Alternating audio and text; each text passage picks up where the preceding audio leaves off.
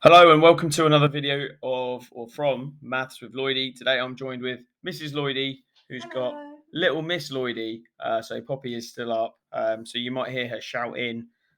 She might be breathing heavy because she's got a cold. She might even cry, or you might just hear a repetitive thumping sound, which is her being winded. So she's joining us today. Some of the feedback I've had, which has been brilliant, is that there's a bit of a demand for some transition lessons, which means that when pupils at Key Stage 2 finish their assessments at the end of the year, there's a little bit of time between those assessments and the end of term and before they leave school. So looking to cover a few topics that may not be covered in that Key Stage 2 curriculum and giving you the opportunity to go through those with your classes and have an actual maths teacher go through some of these ideas. One thing that my school do really well with is we do quite a lot of work with our primary feeders, but it does create a lot of cover. So we might have 4 or 5 teachers go into the primary school and deliver a lesson.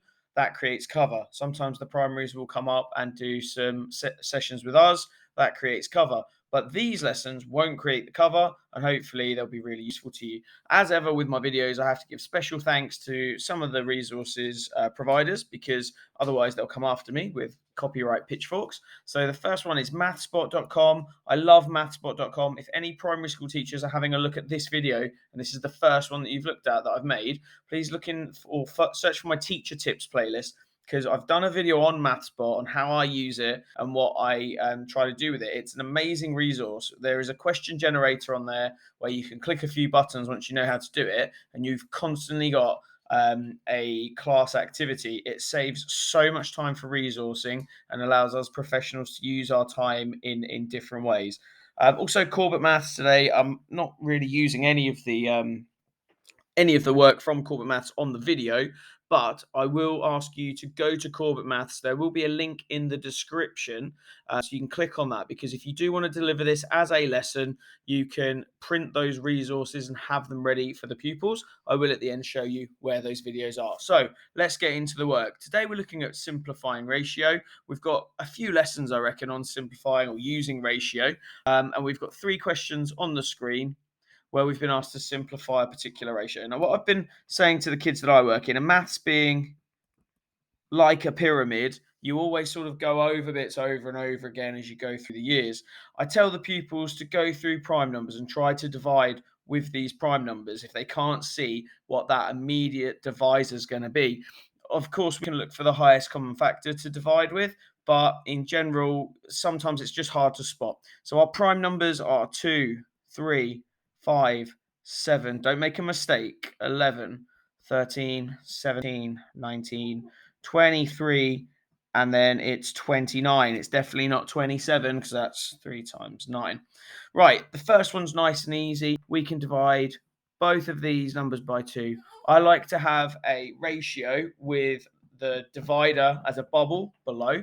So that's 10 divided by 2 gives me 5, and 4 divided by 2 gives me 2. And it's really important that you divide both of those numbers by the same number. I see quite a few kids saying, well, I can divide that one by 5, I can divide that one by 2. And the answer is 2 to 2, so it's 1 to 1. That's not correct, Poppy. Don't you dare, naughty. Right, the next one. Oh, sorry, just to double check as well. You can try to divide further, but with this one, we know that it's in its most simplest form because we've used the smallest numbers possible. Smallest numbers possible. It's important I say this because my handwriting is terrible. So by using the smallest numbers possible, that is a lowercase p, I promise. Using the smallest numbers possible in that ratio means that it's the most simplified form. I can't divide 5 by anything other than 5 and 1.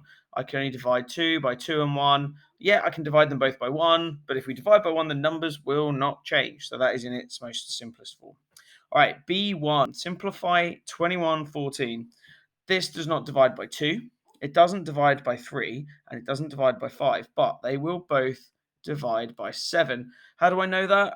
I've done it quite often. If you want to try, dividing 21 by 2 will not work because 2 is an even number and 21 is not an even number, so we can't divide 21 by 2. If you wanted to try to divide 14 by 3, 3's don't go into 1, 3's goes into 14's 4 times remainder 2, and having that remainder means it is not a factor. Well, 14 is not a multiple, 3 is not a factor. Okay, so 21 divided by 7, 3. 14 divided by 7 is 2. I'm not too waffly, am I, Mrs. Lloydie? I'm all right? Good. There we are. Doing okay.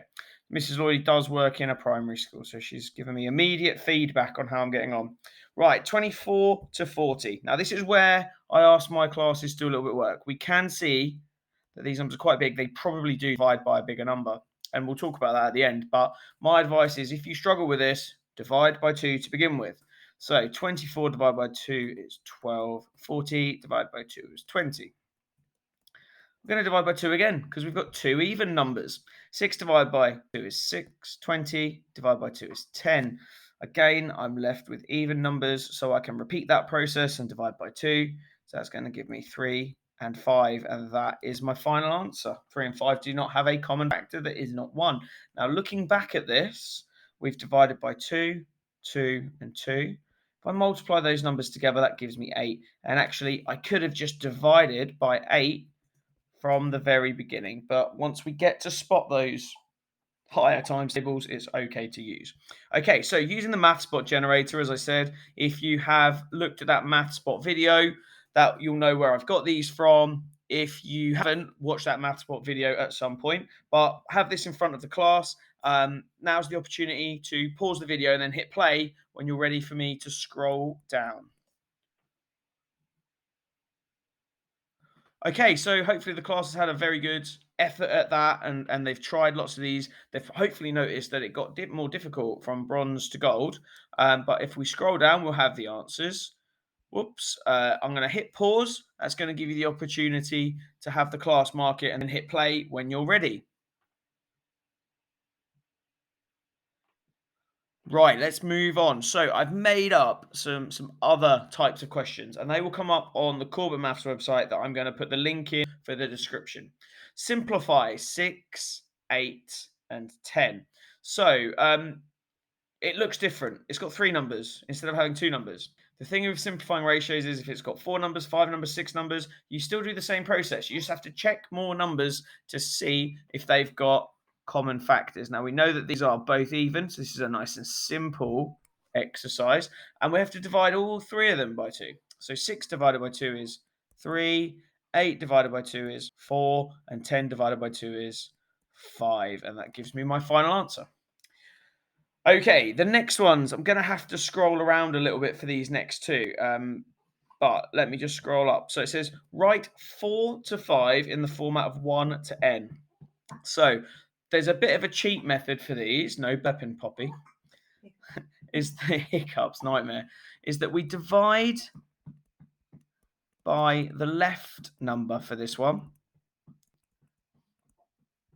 And on the next question, where it says write 4, 5 in the form n to 1, for these ones we will divide by the right number. Now, what I'm hoping is when you get to the Corbett maths, we can differentiate this task, and those that get it really quickly can move on to questions like this, while the class can also focus on getting the previous questions completed. So by dividing by the left number on this first one, we're going to divide the ratio by 4. 4 divided by 4 gives me the 1. And then 5 divided by 4 gives me a decimal. Now, because it's asked for it in the form of 1 to n, a decimal is okay. And that gives us 1.25. Or if we wanted to be super clever, we can give it a 5 over 4 as a fraction. Or if we wanted to be mega clever and give it a mixed number, it would be 1 1/4. Right, for the other question, we've got 4 to 5. And I've said, because it's in the format of n to 1, the 1's on the right. So we divide by the number on the right. That means we're going to divide it by 5. So 4 divided by 5, 0.8. 5 divided by 5 is 1. And that 0.8 could be represented as 4 over 5, because some of you may think, how's he got that so quick? Well, I do maths every day. If you do maths every day, you kind of get good at it. But 4 divided by 5 is 4 over 5, and I just happen to know that that's going to be 0.8. I'll show you, don't worry. I can see Mrs. Lloydie kind of at the corner of my eye saying, well, how do we know this? Well, we do 5s into 4, don't go, so that's 0. The 4 carries over. 5s into 40, go in 8 times, and we get the 0.8, and there's no remainder, so I don't need that bit there. So that's how we know. Okay, simplify 50p to £2. Now, we've got 2 different units, so we need to have them as the same units. Now, hopefully we're really good with our money. So £1 is worth 100 pence. which means that in my ratio, the £2 becomes 200 pence. We can then simplify it from there. I know that I can divide these first of all by 10. I'm not gonna rush this. So 5 to 20. I can also drop the pence because it doesn't matter.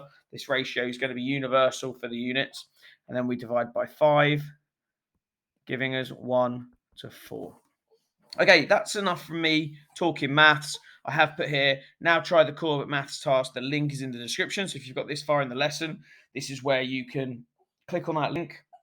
It will take you straight to the page. So the page, if I find the page, excuse my recording bit. So simplify ratio. This will be the page that you get to. So if you've printed this, it's video 269, which on the Corbett website is easily found because it's such a good resource. We use it a lot in high school. So this would be good for you to pick a few topics from. If you want to do something on your own, you can use this resource. And as you can see, we've got simplify ratios. Then it goes into different units. And then, as you can see, we've got the 1N and the N1. And if you've got some super quick workers, you can have a go at the apply questions, which is more of a contextualized question, kind of like how you'd see it in an exam. Right, and then finally, at the bottom, you've got a click here to get to the answers. Or if you think I've done a shoddy job of explaining this, it says click here with a red background and an arrow. You can click on that and there'll be another video. So, of course, also finally, you also have a link to this bit here, which will give you the answers. The answers here also have like a printout format if you click on the click here bit, and that will give you your answers. So hopefully you've enjoyed listening to this, watching this. Let me go back to my notepad because it's very important. This is obviously lesson 1, and you can see on my right hand side, I don't have any more lessons on there yet. That will come. Over time, I'll get there. If you want to see that the rest of the lessons that I'm going to put in, there's only really one way of you doing it, and that is to subscribe to the channel. And of course, if you really want to help me get popular, like the videos. That will help the YouTube algorithm, and it will tell all the robots at YouTube that Mr. Lloyd's Maths or Lloydie Maths is successful and that it's something that we all want to listen to. So please subscribe and like, and I'll see you next time. Goodbye.